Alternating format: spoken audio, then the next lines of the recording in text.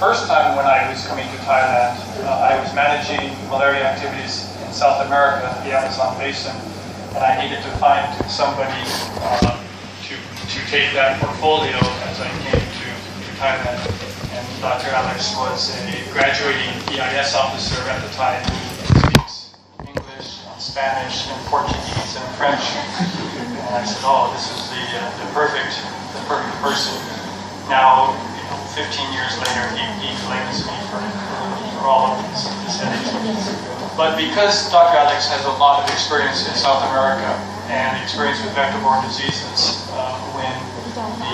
when the outbreaks of Zika in Brazil and South America occurred, the leadership within CDC asked him if he would assume the role of coordinator for CDC's global response, mostly in response to South America. He took on that role, and I think held it for maybe 6 months, 9 months. Yeah, it seemed like a long time.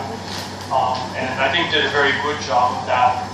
The other thing that I just want to highlight, although there are many decisions involved in it, but he was also instrumental in helping us secure some of the Zika funds through CDC Atlanta for the Zika and pregnancy cohort and the entomology study that is working its way through the ethical clearance process now, but we hope will be launching in the near future. So without any further ado, Alex, I'll let you come over here. We welcome Dr. Alex and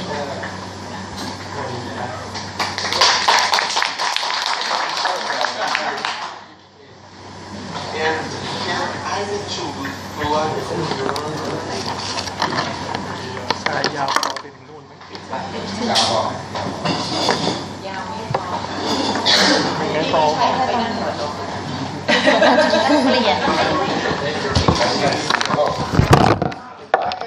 bring the computer there and they can stay sit here. So yes.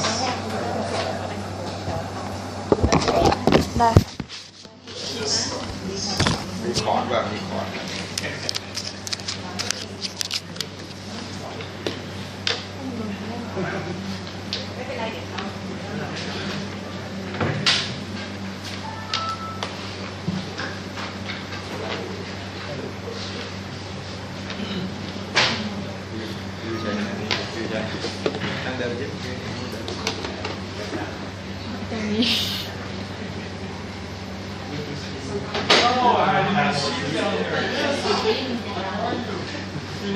And innovations. So we were challenged with those. It's very easy to say that what we do in the US serves for the international setting and what the international setting does serves for the US. But can I give you some examples about that? And I can. For example, on the top right, where you have the activities in Florida, at some point, Florida was considered Arab Spring to protect against Zika. So we ran some, in fact, it did not, Florida did do, it was Puerto Rico that we had more issues around that. So some of the experience gained in Florida help us because we are now doing some similar validation and evaluations of that in Mexico. So those things are linked. So what we did in the US served for the activities in other countries. What we did in Colombia on the bottom left, because it was a big important country for us because of the number of pregnancies affected by Zika, also definitely, oh, thank you very much, helped, very good press. Yes. What we did in Colombia helped predict and understand what are the consequences of this virus. So things are indeed linked for us. So, and those are just what I talked about, like those are the synergies between the international and the domestic. And it's really the extent of the knowledge and the experience between the two programs, and with the aim to protect the most vulnerable, which are pregnant women and other vulnerable populations, because at the time we didn't know exactly what would be the extent of that. So infants at risk would be their spouses and the sex partners of the pregnant, of women of childbearing age.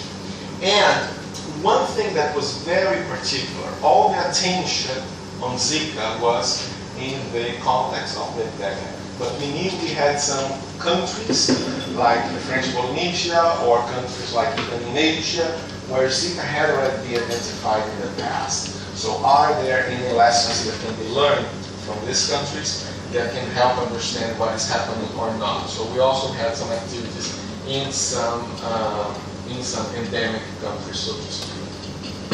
And here are the three pillars and some objectives within this one pillar. Our task at the Zika coordination office was we received proposals for activities and we had to see which ones would meet and distribute that in the different pillars of prevent, detect, and respond. That is something very, very important for Dr. Rebecca Martin, who is our center director. So very briefly, in terms of the prevention, we had some serological and PCR tests for Zika, but that was a huge development for the triplex test, for example. And there was a huge effort to try to improve the serological tests with simpler techniques. So that's some of that work we tried to do, and that would fall into prevention. In terms of the detection, was also once those tests were validated and we got approval from the US FDA to use that, we are also supporting that, producing tests to be dedicated to our countries and partners around the world. So we were promoting the detection of that. We also invested in some activities that were related to detection of Zika in the population, pregnant women or other cohort efforts that were happening. And in terms of the response, traditionally, because we're going to see, this was a combined effort with USAID. USAID does a lot of the response work. So for us, it was a lot about much more improving access of pregnant women to the resources to prevent pregnancies, and was also to enhance the capacity for emergency response of the countries. But our portfolio in this area was limited just because USAID does that. Before we had objectives, and here we have the areas of the work that we did. So they overlap, and I don't have to go into too much detail here. In prevention, we are talking about the surveillance of the adverse events in Zika-infected women and learning about those, because none of that was well described until then. In the detection, we supported things like our FLTP program, and the training expanded a lot. The number of countries for support were given because we believe building capacity was important. We also, as I said, gave and produced and distributed Zika tests and also provided laboratory training to the laboratorians in those countries. And we did a huge effort as well for vector surveillance. This is a vector-borne disease without a vaccine up to now. There are some discussions around that. So it's very important to know which strategies work better, how can I improve vector surveillance to know where I'm going to have problems. So that was a very important thing, and that's related to detection. And in terms of response, was a small portfolio of activities, but was to support emergency operations centers, so countries would have capacity to respond to Zika.